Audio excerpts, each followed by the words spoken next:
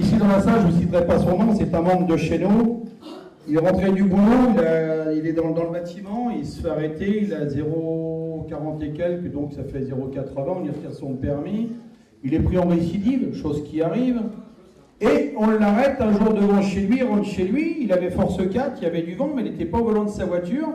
Quand la police l'a vu l'arrêter, on dit « Monsieur, vous n'avez pas mis le clignotant ?» Ben, il dit « Attendez, je suis à pied, je rentre chez moi, regardez, j'ai pas de voiture. » Toucher le capot de ma voiture, il est froid, je m'étais dans ma voiture, ils ont dit « Non, mais c'est pas grave, donnez la police. » Il dit « Vous voulez quoi, vous voulez me faire ?» Ils ont dit oui, ils l'ont emmené, il a pris 6 mois, il a dit « Non, attendez, je suis pas d'accord avec les 6 mois. Moi, ce que je veux, c'est liberté surveillée, que je puisse faire travailler mes salariés, parce que c'est un homme qui a une entreprise de maçonnerie en gros œuvre. » Ah, ils ont dit, bon, c'est pas grave, on ne peut pas vous donner comme ça 6 mois en vous mettant tout de suite, il faut que vous soyez jugé. Alors, il est passé, pas en direct, il est passé donc le lendemain, le surlendemain, ou je crois que c'est le lendemain, et là, le procureur dit au président, n'oubliez pas, monsieur le président, que ce monsieur a refusé 6 mois hier. Le gars, il a dit, bon, alors c'est 9 mois. La personne qui est ici, a dit, attendez, c'était 6 mois hier, je vais être jugé, vous mettez 3 mois de plus qu'à ce que j'ai fait dans la nuit. Ils ont dit, c'est comme ça, puis si ça ne vous convient pas, vous avez 12 mois. Donc il est libérable le 16, là. Donc il a pu, les premiers mois, il est sorti 2 fois un jour pour régler ses problèmes et donner l'entreprise à des architectes qui gèrent, mais il vient de se taper quand même 6 mois de prison, tout ça en n'ayant aucun casier judiciaire. Mais ça peut tous vous arriver demain. N'oubliez pas, non, mais c'est très important. Aujourd'hui, on est parti dans un pays répressif. Non, non, attendez, aujourd'hui, on est dans un pays répressif. Moi, on m'a acheté en prison pour un fusil pas nettoyé, il y a plus de 30 ans, quand j'étais parachutiste. On m'a réformé P4 numéro 2 après 11 mois d'armée parce que je défendais les gens qui étaient appelés sous les couleurs quand on disait avant ce fils de pute. Je sortais des rangs, je disais chef, vous connaissez sa mère, vous êtes déjà menti avec. Donc j'ai dérangé le système comme je dérange en ce moment, comme j'ai toujours dérangé, je dérangerai toujours. J'en ai rien à faire, on a des couilles, on n'en a pas, j'en ai peut-être des petites, mais elles sont là. Alors on y va et on tape dans la butte quand c'est comme ça. Alors ce qui est arrivé à notre chef d'entreprise ici, c'est pas des blagues, hein. C'est très difficile, mais vous pouvez le vivre demain. Alors, le mouvement va surtout aller dans le plan de travail, parce que je ne serai jamais le président de tous les Français, comme je vous l'ai dit. Je serai le président, si demain nous avons la chance d'amener RLF au pouvoir, je serai le président des gens qui travaillent, des gens qui ont travaillé, et surtout ceux qui veulent travailler. Les autres, je ne vais pas en entendre parler, je ne serai jamais leur président. Un jour, on m'a posé une question, on me dit, mais si un jour un quartier brûle, ben moi, si un quartier brûle, je demande aux femmes et aux enfants de s'en aller, j'envoie la Légion, le quartier ne brûlera plus. C'est fini, il faut remettre l'ordre. Ici, les gens sortent des toilettes, ils ne se lavent jamais les mains. Mettez-vous à un arrêt d'autoroute, vous regardez les mecs, ils vont pisser, ils reviennent, ils ne se lavent pas les mains. Il n'y a même plus d'hygiène. Les gens s'habillent n'importe comment. Il y a aujourd'hui, dans nos jeunes, une tenue vestimentaire qui est scandaleuse. Les gens ne se respectent plus, les enfants ne respectent plus les parents. Les parents se retrouvent tout seuls, on voit les vieux, ils meurent chez eux, 6 mois, 9 mois après, on trouve les corps, chose qu'on n'aurait jamais vue il y a 30 ans. Les politiques ont réussi à nous diviser. C'est pas une histoire de droite, de gauche, c'est pas un truc si tu es arabe, jaune, ce que tu veux, que tu émigres de n'importe quel pays. Aujourd'hui, on nous a complètement divisés et ils ont su nous manipuler.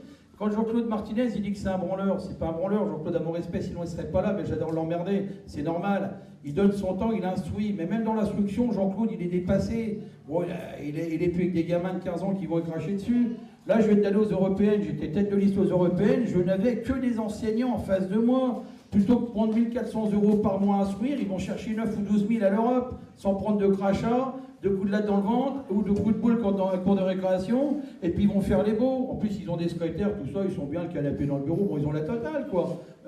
Donc c'est mieux que d'être instituteur, ils vont tous en politique pour ça. Donc aujourd'hui, il faut se dire que cette France, elle n'est pas finie. Elle est finie sur le plan industriel. Par exemple, Gabi est là, il m'a vendu un ascenseur 26 000 € monté et tout. Il vient de Chine, les Chinois sont posés hier. Demain matin, il y a 3 Chinois qui montent un ascenseur sur 12 jours. La même chose en France, c'est 84 000 €.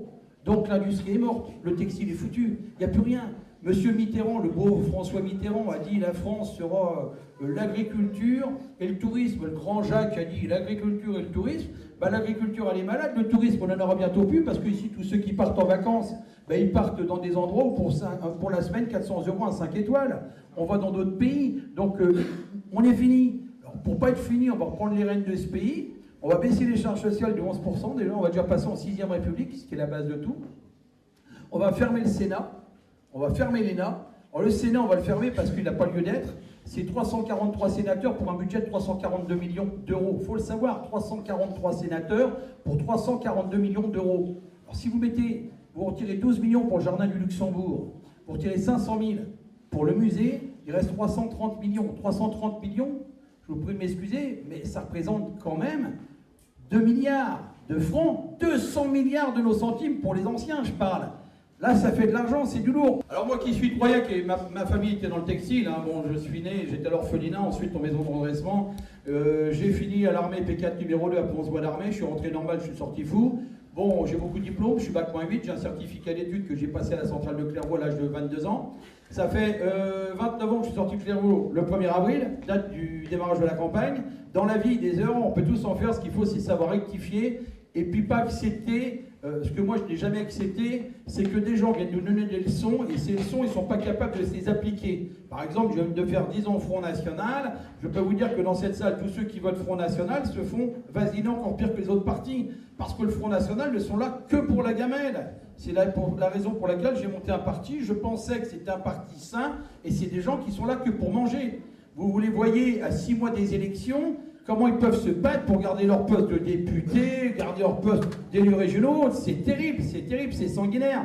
Alors aujourd'hui, si vous préférez, RLF, on ira loin, parce que ici, dans cette salle, tous les gens qui sont là veulent un changement. Alors on va baisser les charges sociales, par exemple, de 11 points, mais on va augmenter tous les salaires de moins de 3 000 € de 11%. On va augmenter les TVA de 5,5 à 7 et 19,6 à 21 points. On augmente toutes les TVA d'1,5 point.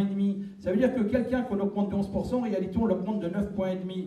Il va monter une tranche fiscale, la personne est augmentée de 7%, mais depuis 68, il n'y a jamais eu une augmentation de 7% d'un coup de pouvoir d'achat. Lorsque je vous parlais du Sénat tout à l'heure, je vous ai dit, parce qu'on a été coupé grâce aux piles chinoises, je vous ai dit, il y a 330 millions qui sont dilapidés pour 1800 personnes. Avec 330 millions d'euros, on crée 8000 postes d'enseignants, 8000 postes dans la gendarmerie, police, et bon, sécurité, et 8000 postes dans les hôpitaux, aides-soignantes ou infirmières. Avec le même budget, c'est 24 000 familles qui vivent. L'ENA, c'est 52 millions d'euros pour faire des branleurs. Ça, c'en est des beaux. Alors là, on fait des machines à cons, hein, parce que ceux-là, ils rentrent dans des sectes, et puis ils nous tiennent. Alors, par contre, j'ai pas été d'accord avec mon ami Jean-Claude, là, quand il a parlé de la maçonnerie. C'est vrai que Jean-Marie a souvent critiqué des francs-maçons. J'ai beaucoup d'amis dans la réflexion. Je ne suis pas frère, et je n'ai jamais voulu y être, et j'y serai jamais. Mais sachez que dans la franc-maçonnerie, il y a des gens qui sont là pour la gamelle, comme dans la politique, mais il y a de vrais gens qui sont là pour penser, pour un meilleur demain. Et dans RLF, je peux vous dire qu'il y a pas mal de francs-maçons. Parce que ce sont des gens qui n'ont plus du tout confiance dans le système et qui disent aujourd'hui, on y va, il faut y aller. Donc on va redresser cette nation.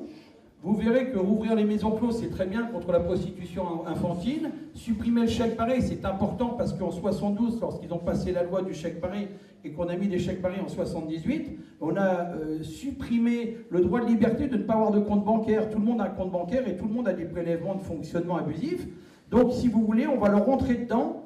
Pendant 30 ans, ils ont été incapables, mais vraiment incapables de faire quelque chose pour nous, parce que quand on voit la gueule de la France, on a tout compris.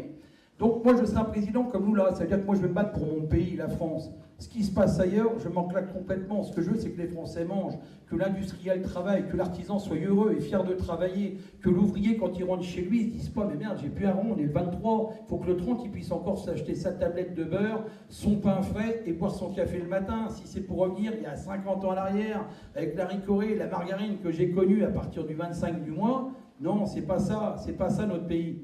Alors, il faut qu'on y croie jusqu'au bout, il faut y aller. C'est nous qui allons les vaseliner, puis c'est nous qui allons les virer cette fois. Alors parlez aux maires de vos communes, parlez à vos amis, parlez à votre patron, dites RLF, il faut y croire. Ceux qui ont de l'argent, sachez que vous avez le droit de donner jusqu'à 7 500 €. Il va faire L'Oréal, elle est là, on l'a chez nous aussi. Donc aujourd'hui, on a à peu près 400 donateurs à 7 500 €, ce qui va nous faire un budget de 3 millions d'euros pour la fin de l'année. Et on compte monter à 6 millions, parce qu'il y a des gens à 600 €, 400 €, 2000, 3000 selon l'impôt. C'est déduit de vos impôts, n'oubliez pas, à 66% de la valeur que vous donnez. Et la puissance, c'est non seulement d'avoir des hommes comme nous ici, des femmes comme nous ici, ceux qui y croient, mais c'est aussi d'avoir de l'argent, d'avoir des locaux. Ici, on est chez nous, on ne pourra pas nous virer. Et là, on va gagner. On va virer tous ces petits partis, tous ces gros partis, tous ces gens. Je vous promets, le jour où on va avoir des télés nationales avec les grands de ce monde, les grands, vous allez voir un peu ce que je vais leur mettre. Le politiquement correct, chez moi, je ne connais pas, parce qu'ils ne sont pas corrects avec nous. Ils parlent bien. Hein. Mais alors, qu'est-ce qu'ils nous mettent? Alors là, ça va être au contraire. Je vais mal leur parler, et à vous, on ne vous la mettra pas. Mes amis, passez une bonne fin de journée. Je suis très content et très fier d'être avec vous. Je suis vraiment heureux. Pour nous tous ensemble, on s'applaudit. Pour nous tous ensemble.